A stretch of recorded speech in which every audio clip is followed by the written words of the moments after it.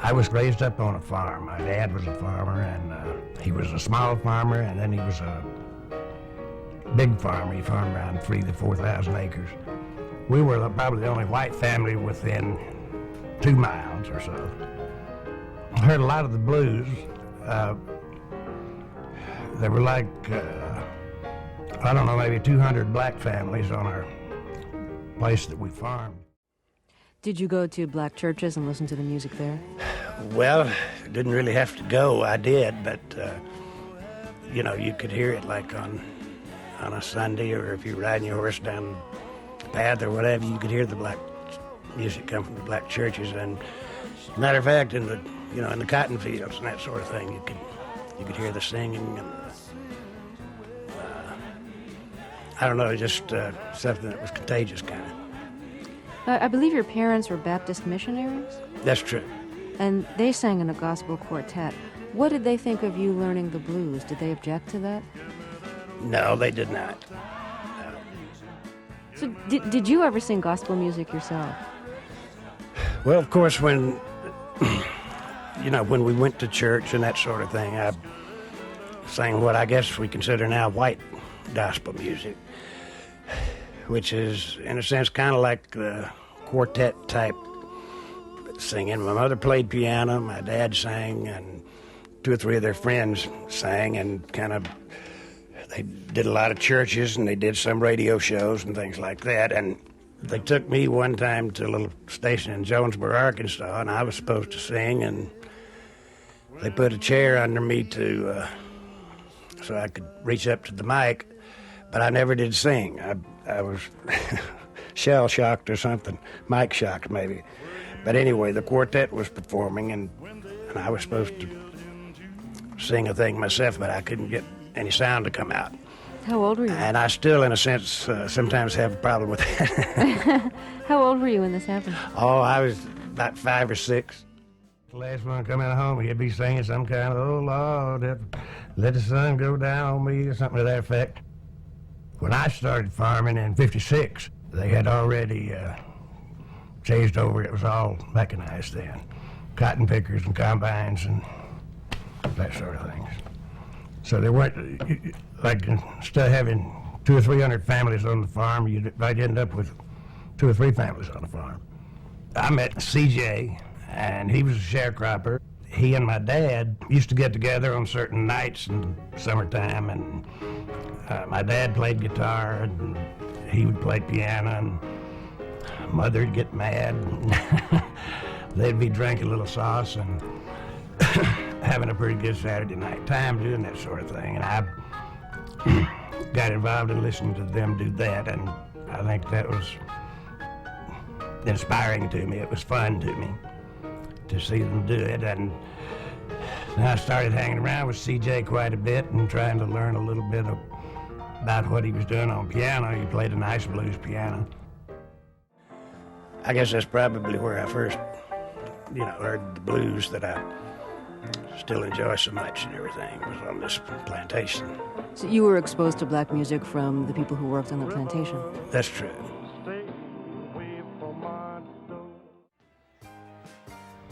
I don't know, I just liked a complete variety of things, and I never did settle really into one thing that I just wanted to stay in all the time, I guess. Ray Charles probably meshed things together kind of the way I would like to have seen it done when he came out with the country and western album. I really picked up on that. It had big bands with it and vocal groups, and he kind of covered the whole spectrum, and that's kind of what I think I wanted to do.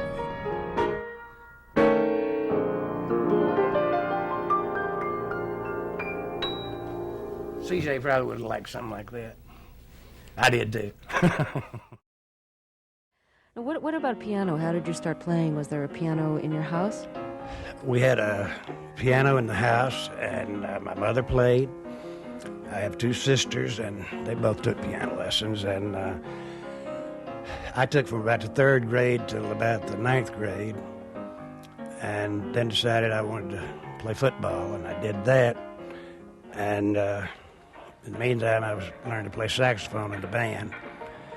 And only after I got back when I went into the Air Force, I actually started playing piano again, as professionally, so to speak. You were in an Air Force band? Yes, in Enid, Oklahoma.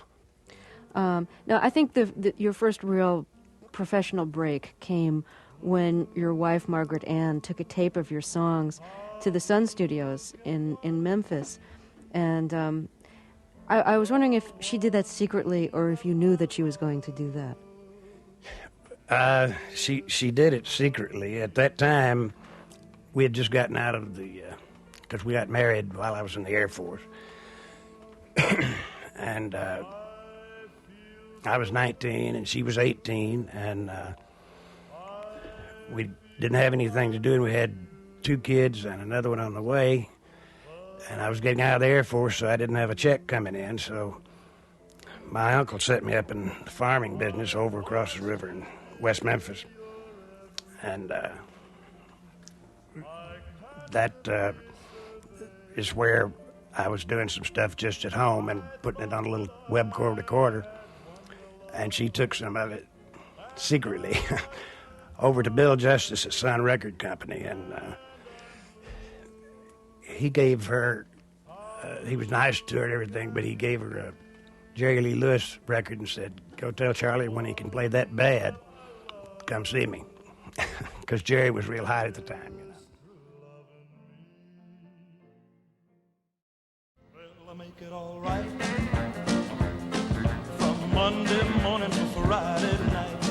Oh, those lonely weekends since you left me, I'm as lonely as I... He was almost a superstar that wasn't even close to being a star at that time, but you were drawn to him. The contagiousness of the music that this man had to offer. In every category of feel, and I'll use this word feel, F-E-E-L, so often. It is my John 3:16 when it comes to music. I don't care if it's country, it's R&B stuff that we cut, or rock and roll. I don't like categories of music. I like music. And that's what Charlie likes so much. That's Charlie Rich for you. Said you'd be.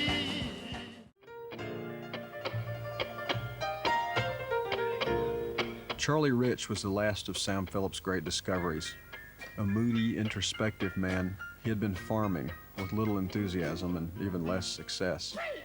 Probably I was playing more jazz than anything else, because I had been, since the farming thing fell through, I'd been working some like as a piano bar and that sort of thing. Without his knowledge, Rich's wife took his songs to Sun, where he got a job writing for other artists such as Johnny Cash and Jerry Lee Lewis. Then in late 1959, he wrote a song that would for many years be his signature hit. Well, I make it all right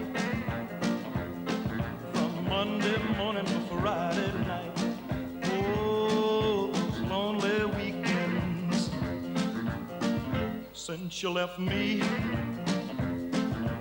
I'm as lonely as I can be. I think I wrote it for Jerry Lee, and I think Sam Phillips liked it, the sound of it, really good, and said, well, why don't Charlie just cut it?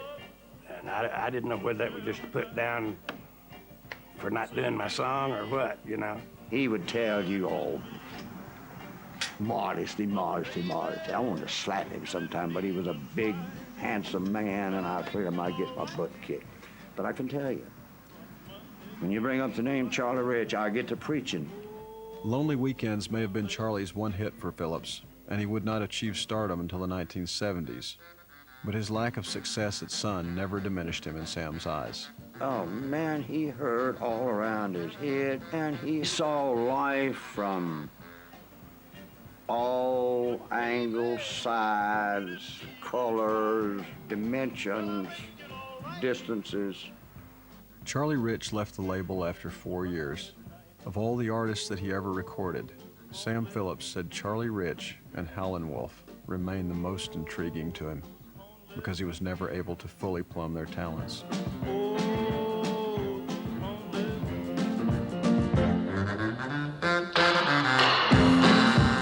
Now, listening to that, it sounds like you were a little influenced in your singing back then by Elvis Presley. Did you think of yourself as being influenced by him then? Back then, everybody, in a sense, tried to, they tried to either write something that Elvis would like or would do, or would maybe even, imitate him if they could to some degree. And then it was my first time out. I didn't know, I guess, what else to do. I don't think jazz was selling real great about that time, but so I think, in a sense, he set a style that a lot of different people, including myself, tried to imitate to some degree, knowingly or unknowingly.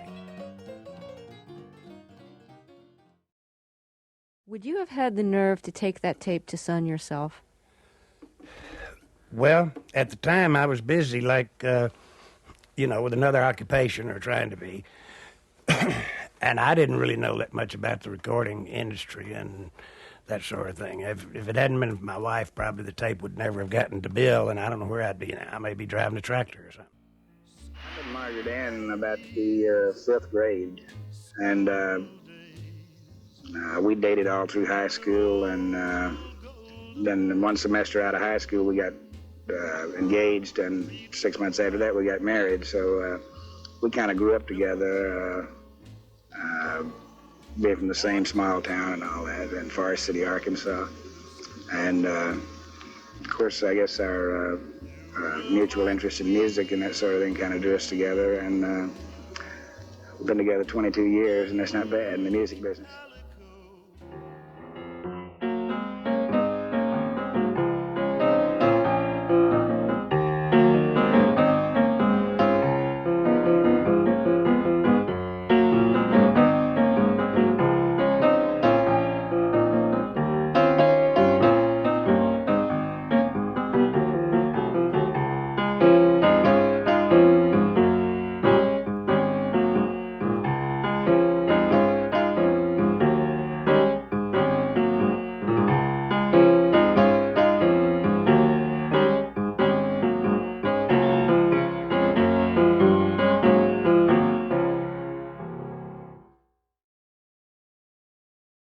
Whirlwind was the first thing that we cut. Oh, Whirlwind, eh? Yeah, and it did pretty well in certain areas, but a couple of records later we had a thing called Only Weekends out, and of course it was a big national hit for us. With Charlie Rich and the Mike Jackson Show here tonight, our special salute to this fine performer. What was the follow-up recording to Lonely Weekends, Charlie? The follow-up was a thing called Gonna Be Waitin', and I think the only problem was it was a little too much like Lonely Weekends. Didn't sell as well. It didn't sell as well. But it still established you as a major performer, right? I suppose so, yes. By the way, I did want to note to you people listening in that there's an album out now. Shelby Singleton has bought up all of the Sun master releases, and he has, matter of fact, you told me the other day, you don't have the original album on Phillips, do you? No, I don't. But now you can get most of the original recordings on Sun Records. And one of them here that I recognize is called Breakup. Is there any particular story with this one, Charlie? Well, when I went into the business, I went in as a songwriter and as a studio musician. And Jerry Lee Lewis was with the company at the time, and I wrote this thing, Breakup, for him. Breakup, yeah. And then we put it on our album, too. The first recordings that we've covered here with Charlie Rich basically were on the Phillips label. Now, Phillips and Sun Records were responsible for people like Charlie Rich, but also some other people that have gained some note in the past few years, Johnny Cash being one, Carl Perkins, Elvis Presley originally, Roy Orbison. When did you separate your ties with Phillips? About what time was that? Early 60s? Or? Back to the dates again. Yeah, I'm bad on them. I think in 63 or 64 is when we went to RCA and started working with Chet Atkins. And the first thing we cut, the first thing that we had was this thing called Big Boss Man on Groove, the Groove label, and then an album to follow that up. Big Boss Man was the initial single then, eh? I think it was, if I'm not mistaken. It's been quite a while ago. Let's see. Let's have a look here on the label. Jimmy Reed. Jimmy Reed. Matter of fact, Presley recorded this about 68, too. Again, I noticed on RCA. Yeah. Mm-hmm. Gee, if only you had written it now, you would have had... We moved from Phillips Records to RCA. And RCA at the time, I don't know if they still have it, had a subsequent label called Groove Records. Now, your arrangement with RCA was made through whom? Through Chet Atkins. Through Chet. Yeah. And the first recording that you can remember, and later on came out on the album, Charlie Rich, was Big Boss Man. We just discussed that. Out of all of the songs on here, this has to be one of the crispest albums. Who's in the background on this particular album anyway? Well, Anita Kerr did some of the arrangements, and Bill Justice did some, and of course we used the Anita Kerr singers as a vocal group to back us up. How about picking a song off this great album, Charlie Rich on Groove? I think to showcase the Anita Kerr singers also is River Stay Away From My Door. I remember Frank Sinatra did this too. Do you remember Frank's version of it? No, not really, but I'm sure he did. It's a good song. Another song from Charlie Rich's era with Groove, RCA's label. One that I really dug, and I know was a giant hit here in the Pacific Northwest and in British Columbia. She Loved Everybody But Me, written by Benny Joy. Who is Benny Joy, Charlie? Benny Joy has had records out of his own, but he's primarily a songwriter. I don't know which company he's with right now, but he's still kicking around Nashville writing songs. Was this big in the Southwest, this song? Or? Yeah, it was one of our biggest records with Victor, as a matter of fact. Great dance number, too. We have a song on this Groove album, too, and this was such a great album that if any of you people out there have it in your collection or do not have it, try and get it. Try and find it somewhere because it has to be one of the finest things you've done, Charlie, in my opinion anyway. Thank you, Red. The Ways of a Woman in Love. Now, if my memory serves me right, Johnny Cash brought this record out of yours. Bill Justice and I wrote the song, and actually as a real country song. And Johnny Cash cut it. And then, of course, we did some different arrangements on it. We do it a little more rock than country, I guess you'd say. Right.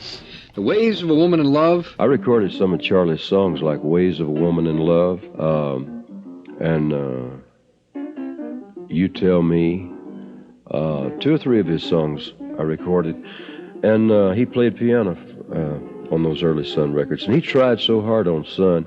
He is the one man on Sun that everybody always said should have made it. Charlie Rich has always had all the respect of people in the music business. Everybody has known that great talent was there.